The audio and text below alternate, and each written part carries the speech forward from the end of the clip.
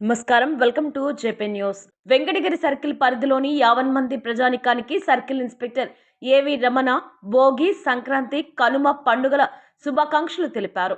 పండుగలను ఆనందోత్సాహాల మధ్య కుటుంబ సభ్యులతో కలిసి శాంతియుతంగా జరుపుకోవాలని ఆయన పిలుపునిచ్చారు. పండుగల సందర్భంగా కోడి పందాలు, జూదం, పేకాట వంటి అసాంఘిక మరియు చట్ట వ్యతిరేక కార్యకలాపాలకు ఎవరూ పాల్పడవద్దని సిఐ స్పష్టంగా హెచ్చరించారు.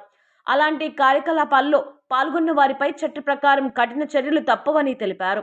అసాంఘిక కార్యకలాపాలను పూర్తిగా నియంత్రించేందుకు వెంకటగిరి సర్కిల్ పరిధిలో ప్రత్యేక పోలీసు బృందాలను ఏర్పాటు చేసి నిరంతర నిఘా ఉంచినట్లు ఆయన వెల్లడించారు. పండుగ పూట చట్ట విరుద్ధ చర్యలకు పాల్పడి కుటుంబ సభ్యులకు మనోవేదన కలిగించే పరిస్థితులు తెచ్చుకోవద్దని ప్రజలను కోరారు. ప్రజల సహకారంతోనే శాంతి భద్రతలు పరిరక్షించగలమని పేర్కొన్న సిఐ రమణ ఎలాంటి అనుమానాస్పద కార్యకలాపాలు గమనించినా వెంటనే పోలీసులకు సమాచారం అందించాలని విజ్ఞప్తి చేశారు. పండుగలు సుఖ సంతోషాలతో సురక్షితంగా జరుపుకోవడమే లక్ష్యంగా పోలీసులు అప్రమత్తంగా ఉన్నారని ఆయన తెలిపారు.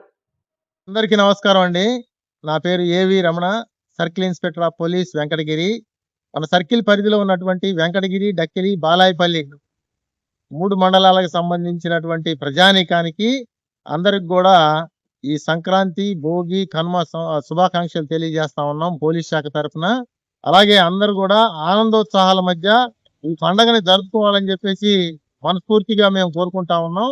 అలాగే ఈ యొక్క ఏరియాల్లో ఎవరైనా సరే కోడి పందాలు కానీ, జూదం కానీ ఆడుతున్నట్టయితే వారి మీద తప్పనిసరిగా కఠినమైనటువంటి చర్యలు తీసుకోవడానికి మేమన్నీ కూడా పోలీస్ శాఖ సమాయత్తం అవుతా ఉంది.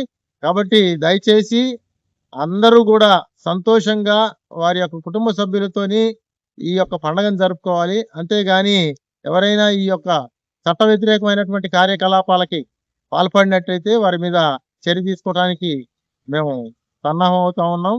అలాగే ఎవరికైనా ఈ రకమైనటువంటి కోడి పందాలు వాటి జూదాల మీద సమాచారం తెలిసినట్లయితే తప్పనిసరిగా దగ్గరలో ఉన్నటువంటి పోలీసు వారికి సమాచారం ఇచ్చినట్లయితే వారి యొక్క పేర్లను కూడా గోప్యంగా ఉంచుతాం.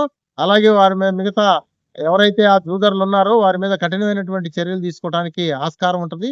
పోలీస్ శాఖకు సహకరించాలని చెప్పేసి కోరుకుంటా సెలవు తీసుకుంటాను. Thank you.